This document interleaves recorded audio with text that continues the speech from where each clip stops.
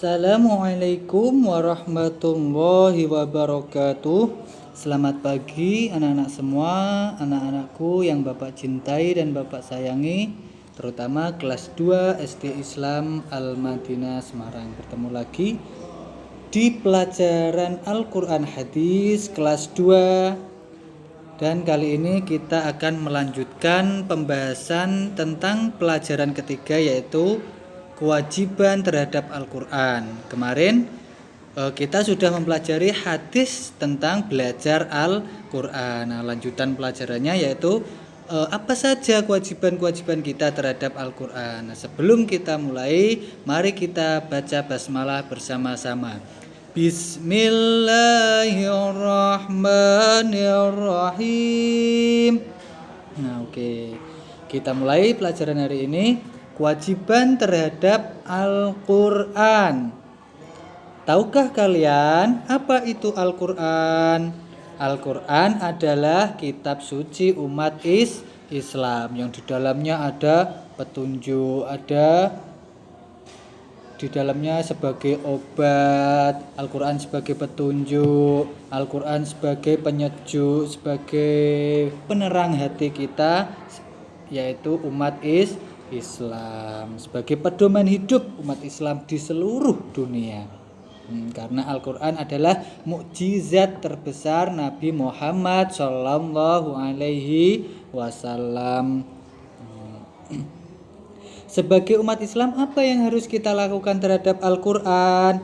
Tentu saja ada kewajiban-kewajiban yang harus kita penuhi terhadap Al-Quran. Yang pertama yaitu kita wajib mengimani atau mempercayai Al-Quran, bahwa Al-Quran adalah kitab suci yang diturunkan kepada Nabi Muhammad SAW, yang datangnya dari Allah Subhanahu wa Ta'ala.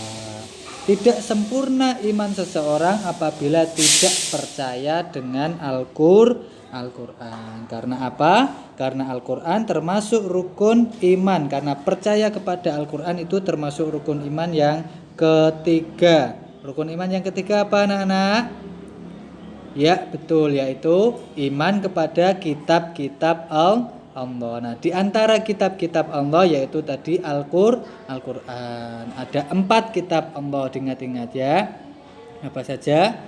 Taurat, Zabur, Injil, dan juga Al-Quran. Semua adalah datangnya dari Allah Subhanahu wa Ta'ala. Kita wajib mengimani, wajib mempercayai itu semua. Nah, itu kewajiban kita terhadap Al-Quran. Apakah cukup sampai di situ? Tentu saja tidak.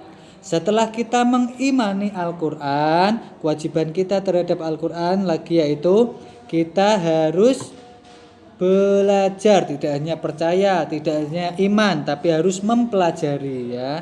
Kita harus mempelajari Al-Quran itu, baik belajar membaca Al-Quran maupun menulis Al-Quran. Terlebih lagi kita harus belajar makna Al-Quran atau arti dari Al-Quran.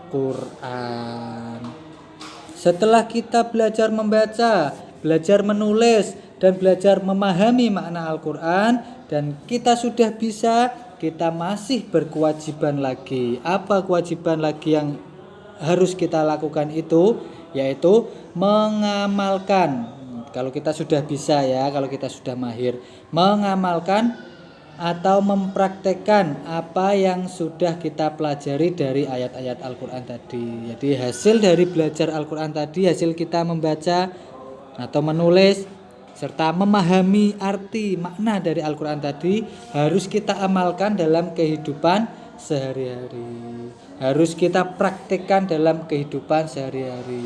Misalkan di dalam Al-Quran ada ayat yang melarang kita untuk berjudi, melarang kita untuk mabuk-mabukan, maka dalam kehidupan sehari-hari kita juga harus mempraktekkan. Jangan sampai kita melakukan hal-hal seperti itu ya. Nah, setelah kita mahir membaca Al-Quran, kita masih berkewajiban lagi.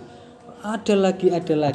Mulai dari nol tadi, belajar membaca, menulis, memahami. Setelah kita mahir, kita masih berkewajiban untuk mengamalkan ilmu kita, yaitu dengan cara mengajarkan kepada orang lain yang belum bisa, sesuai dengan kemampuan kita masing-masing tentunya ya. Kalau kita bisanya mengajarkan alif ba ta enggak apa-apa, diajarkan kepada yang belum bisa.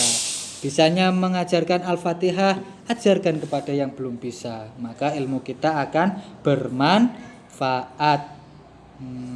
Ada mutiara hikmah, al ilmu bila amalin kasyajari bila thamarin, yang artinya ilmu tanpa diamalkan itu bagaikan pohon yang tidak berbuah.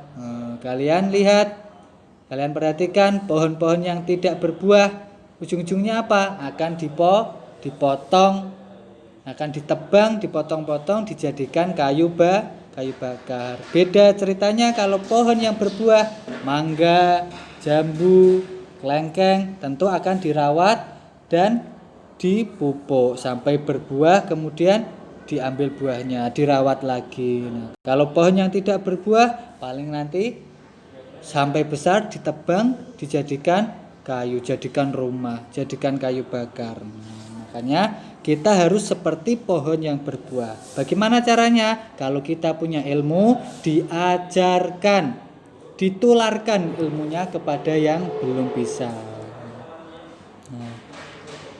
Belajar Al-Quran tidak hanya di sekolah saja, tidak hanya di pelajaran Al-Quran hadis saja ya. Belajar Al-Quran bisa di TPQ, di rumah kiai, ustadz, dekat rumah, atau di mana saja. Yang penting tempat yang baik ya. Dan harus ada gurunya. Kalau tidak ada gurunya nanti salah-salah cara membacanya, cara memahaminya ya. Makanya harus ada gurunya, harus ada yang mendampingi, orang yang lebih tahu, orang yang sudah mahir. Semakin sering kita membaca Al-Quran, maka semakin banyak pula pahala yang akan kita dapatkan. Kita harus istiqomah, sering, terus menerus, maka pahala yang kita dapatkan akan semakin banyak pula. Kemarin sudah kita pelajari berapa pahala orang yang membaca Al-Quran. Kalau yang sudah mahir, pahalanya akan bersama malaikat yang mulia. Nah, kalau yang masih terbata-bata, pahalanya ada 2, yaitu pahala membaca dan juga pahala dia berusaha dalam kesulitannya ya. Demikian yang dapat Bapak sampaikan, kurang lebihnya Bapak mohon maaf. Semoga bermanfaat. Akhirul kalam, kita akhiri dengan bacaan hamdalah, alhamdulillahirabbil alamin. Wassalamualaikum warahmatullahi wabarakatuh.